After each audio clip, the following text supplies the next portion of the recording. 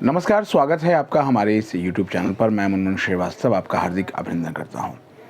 आपके बहुत से कमेंट पढ़े, मन बहुत उदास भी हुआ और ये लगा कि आखिर क्या हो रहा है। बहुत देर से दर पे आंखें लगी थी, हुजूर आते आते बहुत देर कर दी। बहुत देर क्या कर दी, अभी तो हुजूर आए ही नहीं। जी हाँ, बात कर रहा हूँ ड्यू के फर्स्ट, थर्ड और फिफ्थ सेमेस्टर के रिज़ल्ट की। एसओएल के रिज़ल्ट की तो बात ही छोड़ दीजिए, रेगुलर के रिज़ल्ट भी जो है वो नहीं आ रहे हैं। अभी एक 22 तारीख को यानी कि कल जो एक नोटिफिकेशन आया, उसमें बहुत छोटे से कुछ रिज़ल्ट डिक्लेयर किए गए हैं, लेकिन एनईपी के जो मेन कोर्सेज़ हैं उनके रिज़ल्ट अभी तक जो है वो नहीं आए हैं। विश्वविद्यालय के सूत्रों ने जो हमें खबर दी थी उसके मुताबिक ये था कि 22 तारीख से ये रिज़ल्ट जो है वो देखने को मिल सकते थे, लेकिन 22 तारीख भी निकल गई और 23 तारीख भी निकल गई, लेकिन रिज़ल्ट नहीं आया। इंतहा हो गई इंतज़ार की। आखिर कितना जो है वो सब्र का इम्तहान स्टूडेंट्स का लेगा दिल्ली विश्वविद्यालय प्रशासन। और सबसे बड़ी बात तो यह है कि अभी ठीक 2 दिन पहले जो है दिल्ली विश्वविद्यालय के कुलपति प्रोफेसर योगेश सिंह ने जब परीक्षा नियंत्रक की परमानेंट नियुक्ति हुई तो उसका जिक्र उन्होंने जो है वो कोर्ट की उस मीटिंग में किया, जो कि आप देख भी सकते हैं, वो ड्राफ्ट में भी शामिल है। अब सवाल ये है कि आखिर जो है वो उम्मीद किससे लगाएं। स्टूडेंट्स का काम है एग्ज़ाम देना और रिज़ल्ट निकालना परीक्षा विभाग का काम है। एक के बाद एक जो है वो नए नए तर्क बताए गए और इन सब पर बात करने के लिए परीक्षा नियंत्रक जो है वो मौजूद नहीं रहे जब से उन्होंने कार्यभार संभाला, कि आखिर जो है वो ये दिक्कतें क्यों आ रही हैं। हमने कल भी उनको फ़ोन किया, फ़ोन हमेशा की तरह नहीं उठा। आज भी फ़ोन किया, नहीं उठा। और जब टेक्स्ट मैसेज किया तो उसके बाद उसमें रिप्लाई आया कि इस संबंध में जो है वो पीआरओ से बात किया जाए। तो सवाल ये है कि आखिर आप परीक्षा नियंत्रक हैं तो आपसे ना बात करके जो है वो किसी और अधिकारी से बात किया जाए, ये बहुत ही हास्यास्पद लगता है।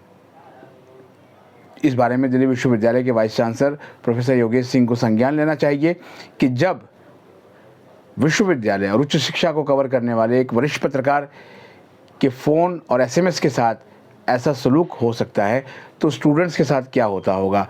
यहाँ स्टूडेंट्स की वो बात सही है कि फ़ोन करते तो फ़ोन उठता नहीं है। उनके रिज़ल्ट्स की क्या स्थिति है, जब वो जानने के लिए बात करते हैं तो कोई बात नहीं करता। जब वो जाते हैं तो बाहर के काउंटर से ही उन्हें भगा दिया जाता है और परीक्षा नियंत्रक से मिलने का तो सवाल ही नहीं उठता। तो ये व्यवस्था जो है साफ साफ बताती है कि या तो जो है वो सवालों के जवाब से बचने की कोशिश है या सवालों के जवाब देने की कोई मंशा ही नहीं है। कहने वाले तो यहाँ तक कह रहे हैं कि रिज़ल्ट अपने समय पे आ जाएंगे, आपको इतनी चिंता क्यों है? क्या ये आपके बच्चे हैं जिनके बारे में आप इतना चिंता कर रहे हैं? 2 मिनट के लिए ऐसा कहने वाले अपने कलेजे पे हाथ रख कर ये सोच लें कि अगर इन बच्चों की जगह पर उनका बच्चा होता तो क्या वो यही बात कहते? 5th सेमेस्टर के स्टूडेंट्स को अपने रिज़ल्ट की सबसे अधिक ज़रूरत इस समय है, और क्यों है उसका भी कारण आपको बता देते हैं। 5th सेमेस्टर के स्टूडेंट्स इस समय 6th सेमेस्टर यानी फाइनल ईयर में हैं, 3rd ईयर में हैं वो अभी तक के हिसाब से। लेकिन जो एनईपी की बैच के स्टूडेंट हैं उनके पास अब विकल्प होगा अगले साल यानी 4th ईयर में जाने का, जो कि एनईपी के प्रावधान के तहत किया गया है।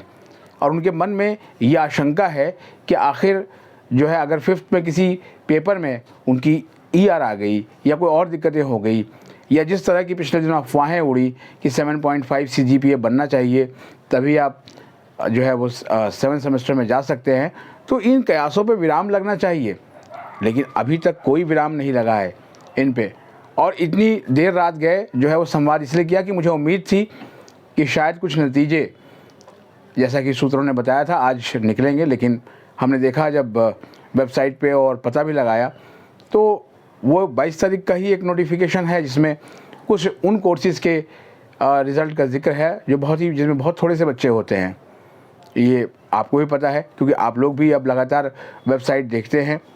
और मुझे बहुत अच्छा लगा कि एक पेरेंट ने मुझे फ़ोन किया और उन्होंने कहा कि दिन भर से कई बार वेबसाइट चेक कर चुका हूँ सर, लेकिन रिज़ल्ट नहीं आया।